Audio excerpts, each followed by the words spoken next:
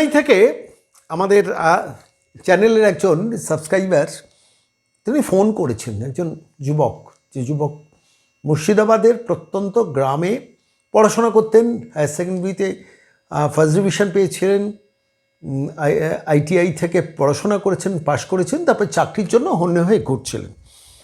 ঘুরতে ঘুরতে ঘুরতে ঘুরতে একটি প্রাইভেট কনসার্নে শেষ পর্যন্ত 5,500 টাকার মাইনের চাকরি জোটান।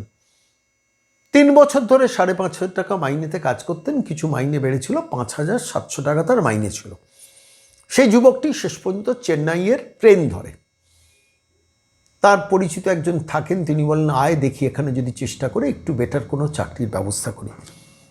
যুবকটি চলে যায় মুর্শিদাবাদের গ্রামে, প্রত্যন্ত গ্রাম থেকে ছেলেটি উঠে এসছে, হায়ার সেকেন্ডারিতে ফার্স্ট ডিভিশনে পাশ করেছে। পারিবারিক আর্থিক অবস্থা খুব খারাপ, এবং খারাপ থাকার ফলে স্বাভাবিকভাবে একটা চাকরির ভীষণ দরকার ছিল।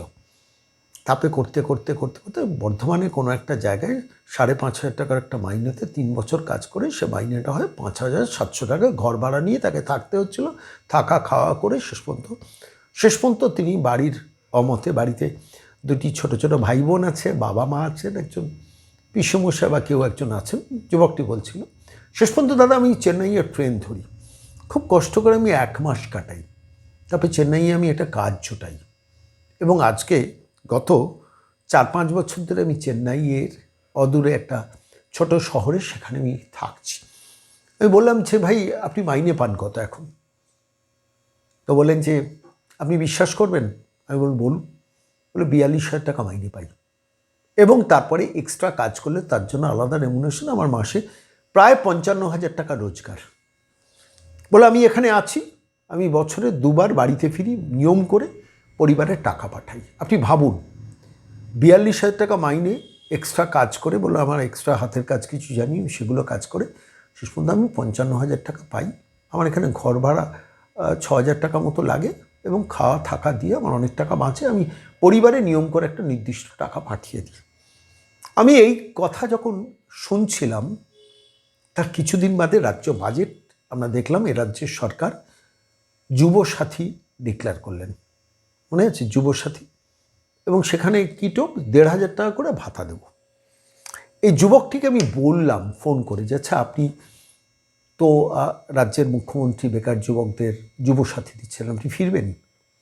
বলে শর্মাবাবু আপনাকে একটা কথা বলি, আমাদের উনি ভিখিরিও মনে করেন না, জানেন তো। আমি উচ্চ মাধ্যমিকে ফার্স্ট ডিভিশন পাস করেছি, আমি আইটিআই পড়াশোনা করেছি অনেক কষ্ট করে, প্রচুর কষ্ট করে, বলে একবেলা খেয়ে একবেলা না খেয়ে আমি পড়াশোনা করেছি। বাড়িতে 2টো বাচ্চা ভাই বোন আছে, তারা পড়াশোনা করছে, বৃদ্ধ বাবা মা আছেন, বাবা চাষ করতেন, এখন সেটাও আর পারেন না, একজন বৃদ্ধ পিসেমশাই আছেন, আপনাকে এই ঘটনাটা বলেছিলাম। আমাদের প্রজন্মকে উনি 1,500 টাকা দিচ্ছেন, আর চেন্নাইয়ের সরকার সেখানে এমন শিল্পায়ন করেছেন যে আমি সেখানে এসে 42,000 টাকা এই মুহূর্তে 5 বছর কাজ করার পর রোজগার করছি, এবং হাতের কাজ করে আমার মাসের শেষে বলে 52, 55, 57,000 টাকা আমার মাসে রোজগার হয়। এই কাহিনিটা আমি কেন বললাম বলুন তো? এই যুবসাথী নিয়ে যে ভণ্ডামোটা হচ্ছে, 50 টাকা পকেটে দিয়ে দেওয়া। আমি আজকে একটা ভিডিও দেখাবো, যে ভিডিওটা একজন তৃণমূল নেতা, সম্ভবত বিশ্বজিৎবাবু বলে, ময়নাগুড়ির একজন তৃণমূল সভাপতি, সঠিক কথা বলেছেন যে আমাদের ভোটটা নিতে হবে, অল্পবয়স্ক ছেলেগুলোর ভোটটা একটু আমাদের অন্যদিকে ছিল। এই যে 50 টাকা তাদের হাতে দিনে দেওয়া হচ্ছে না, দিনে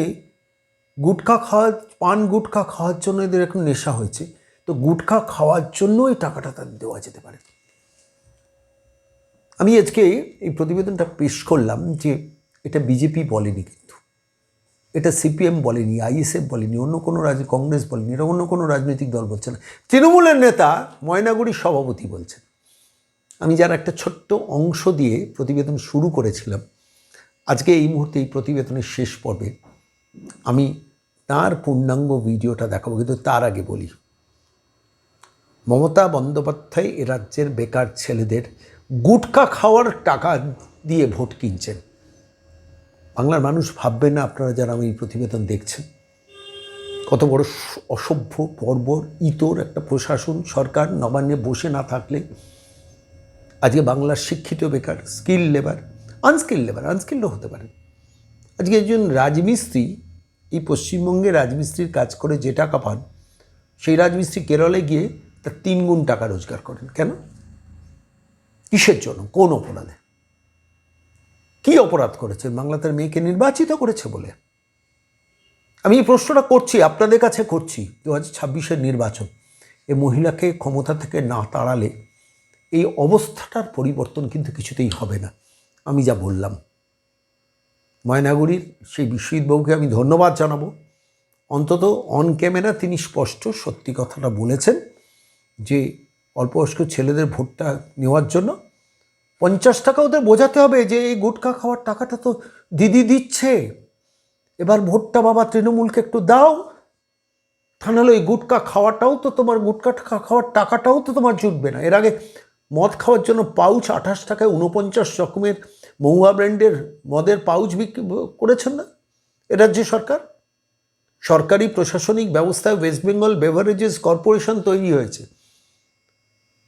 বিদেশি মদের সঙ্গে দেশি মদ প্যাকেজিংটাকে বদলে দেওয়া হয়েছে, শিশির চেহারা বদলে দেওয়া হয়েছে, পাউচের চেহারা বদলে দেওয়া হয়েছে। মদের মধ্যে ব্র্যান্ডের গন্ধ মেশানো হচ্ছে, মহুয়া ব্র্যান্ডের গন্ধ, যাতে মানুষ বেশি করে খায়। আর তারপর দিনের শেষে সে বাড়িতে গিয়ে ফিরে এসে তৃণমূলের জয়গানটা করে যে আমি কম পয়সা মদটা পাচ্ছি। হচ্ছে বাংলার মানুষ কোন জায়গায় নামিয়েছেন মমতা বন্দ্যোপাধ্যায়ের সরকার, অভিষেক বন্দ্যোপাধ্যায়ের সরকার, তৃণমূল দলটার সরকার। এগুলো তার টুকরো টুকরো উদাহরণ। আমার খালি আজকে এই প্রতিবেদন পেশ করতে গিয়ে আমি এই শেষকালে বিশ্বজিৎবাবুর ওই ভিডিওটা দেখাবো, কিন্তু তার আগে আমার কোনো একটা জায়গা মনে পড়ছিল চেন্নাইয়ের যুবকটির কথা, যে মানুষটি বলছেন যে আমাকে পশ্চিমবঙ্গে আমি কাজ করে হায়ার সেকেন্ডারিতে ফার্স্ট ক্লাস পেয়ে, ফার্স্ট ডিভিশন পেয়ে IIT পাশ করো, 5,500 টাকার বেশি, 5,700 টাকার বেশি মাইনে পেতাম না। আজকে আমি 42,000 টাকা মাইনে পাই, উপরি রোজগার করে আরও 13-14 হাজার টাকা রোজগার করে পরিবার সংসারকে টাকা পাঠাই। আমি বললাম, আমি তাকে শুধু এই কথাই বলেছিলাম, আপনাদের তো মানুষ মমতা বন্দ্যোপাধ্যায় ভিখিরি মনে করছেন। বললেন না, না, ভিখিরিরও আত্মমর্যাদা সম্মান আছে। উনি পশ্চিমবঙ্গের মানুষকে ভিখিরিও মনে করেন না। ভিখিরি মনে করলে না তাকে একটু মর্যাদা দিন, সেটাও দিচ্ছেন না। আমি ধন্যবাদ জানাবো ময়নাগুড়ির সভাপতি বিশ্বজিৎবাবুকে, সঠিক কথাটা স্পষ্টত, যেটা বিরোধী রাজনৈতিক দলও বলতে পারলেন না, আপনি বললেন যে গুটখা খাওয়ার জন্য 50 টাকা দিনে দিচ্ছে যুবসাথীর নামে। এটা বোঝাতে হবে পাবলিককে ভোটটা নেওয়ার জন্য। কতটা নির্মম এবং প্রহসন একটা রাজত্ব এই রাজ্যের চলছে। বাংলার মানুষ ভাবুন, এই মহিলাকে রাজত্ব থেকে তাড়ান। That is the only alternative. আর বিশ্বজিৎবাবুর ভিডিওটা শুনুন।